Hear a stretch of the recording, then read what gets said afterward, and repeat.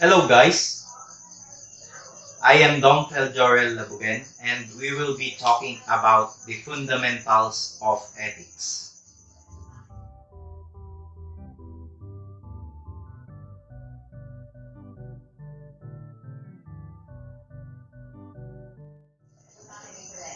Let's talk about its origin.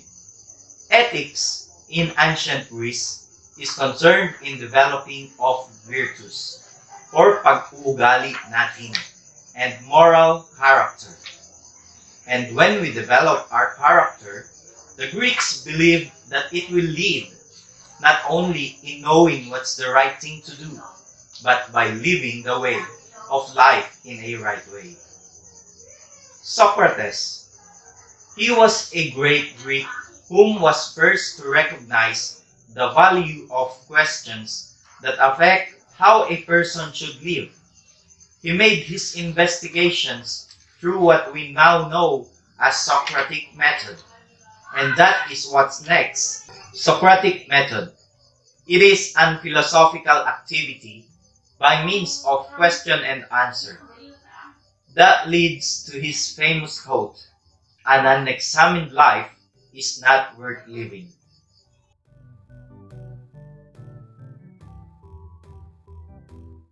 Now let's go to the definition of ethics. A number of philosophical theorists have attempted to provide various definitions and description of ethics. Due to its wide scope and range, theorists are not unanimous in their definition of the term. Some definitions are listed, and we will give short meaning in each definition.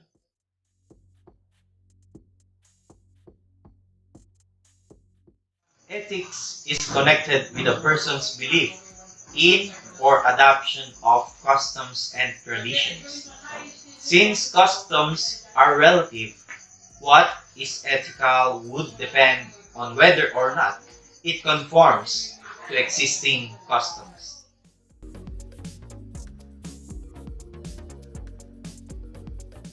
Ethics is basically concerns human actions, wherein it is judged as ethical or unethical depending on the circumstances surrounding the same and based on certain standards generally accepted by a particular community or group of people.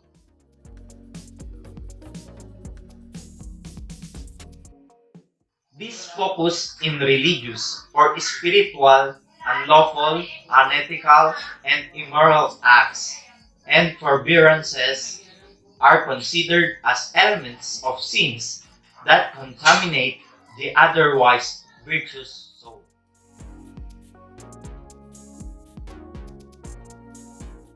The pursuit of happiness is founded on one's adherence to ethical principles in some ways.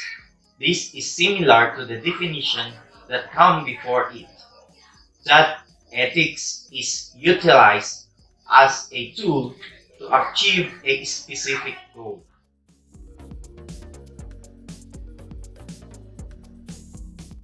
Human behavior, as reflected by human activities, can be either right or wrong.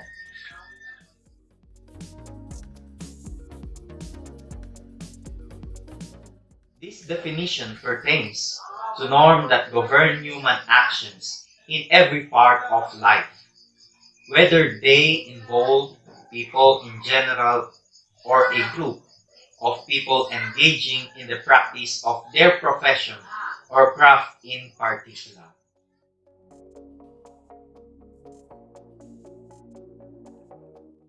This was similar to the immediately preceding definition of ethics. The definition is means for a growing need to address moral issues and unethical practices within the boundaries of different areas of study. This definition also states that there is no universal definition of ethics.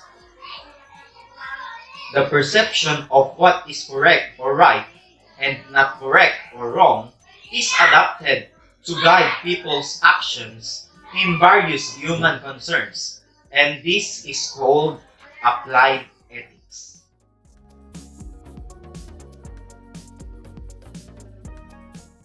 Now, why do we need to study ethics? Here are 4 answers from the module. First is to clear why one act is better than another. Because in real life situations, we are always burdened by comparing ourselves to others, and we study ethics to clear that situation. Second is to have an orderly social life. As we all know that an unordered life leads to chaos, and in work leads to problems. Third is to intelligently appraise and criticize moral conduct and ethical systems so that we are not to be called Marites or others. And lastly is to point out the true values of life.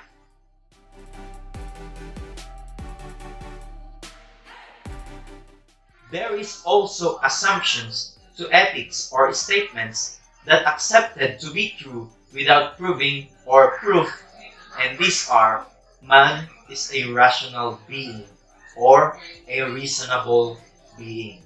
And the second one is man is free.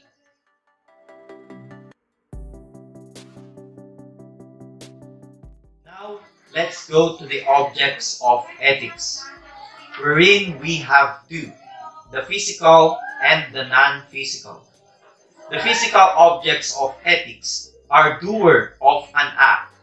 Sample of these are we person, but not just us. Included also are the institutions, just like business companies, government, and included as well are organizations such as NGOs, clubs, fraternity, and other rational activities like decision making and moral calculations. And let's go to the non-physical. These are the act of telling the truth, helping others, fulfilling your promises, just like your New Year's resolution, humility, and also included are creating malicious deeds like murder, stealing, lying, and other bad actions of a man. Although considering the nature of the moral agent is important in the ethical analysis, it is the act and not the doer of the act which consider this to be a formal object of ethics. We are almost done, guys. Just keep holding and keep on listing in your notes. My groupmate RJ Villada will continue presenting.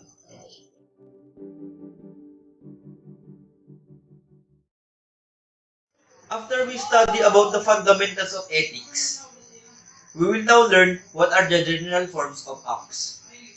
So we have 2 forms of acts. So first is the act of man and the second is human acts. Let's get further in these forms. First is the acts of man. In here, it has 2 categories. First is involuntary natural acts or the natural reaction of our body like the blinking of our eyes, sneezing, yawning, breathing, and many more natural acts of our body. If you want to prove that it's involuntary, try to stop breathing for several minutes.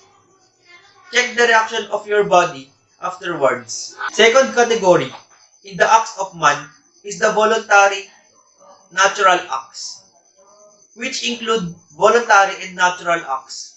For example, you smell bad, then you take a bath. Then if you are thirsty, you drink. These are examples of voluntary natural acts.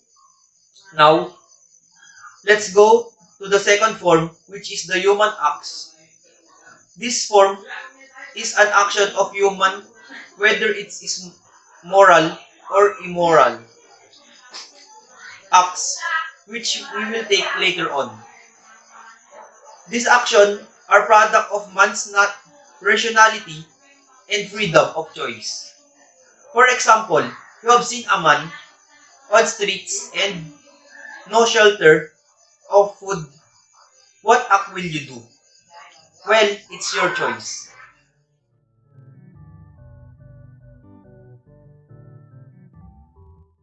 Now, you know the general forms of acts. Let's go to the classification of human acts, wherein we will cite a simple example of each.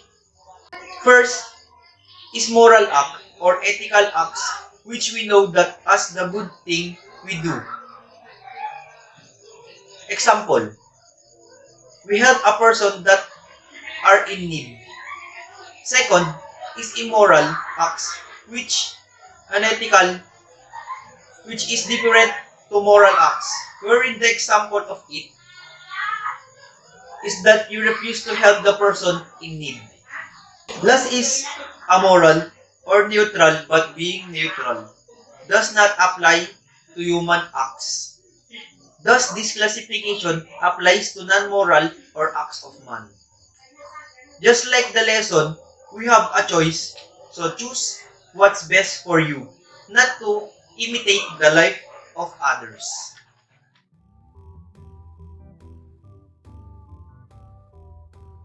After all of that, we just want to show you or read to you the last part of our presentation. These are the components of moral act.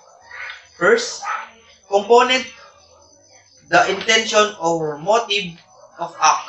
It is for good or not. Second, the means of the act, which are the act of an object that is being employed to show the intent of the act. Last is the end of the act, which is the desire of the act, where we assume that it received good outcome, and this is the foundation for the intent of the act. We wish that you were given you all the knowledge in our topic. Thanks for watching until the end of our video. Please stay tuned a little bit more, where we present the activity according to our topic. So, thank you guys.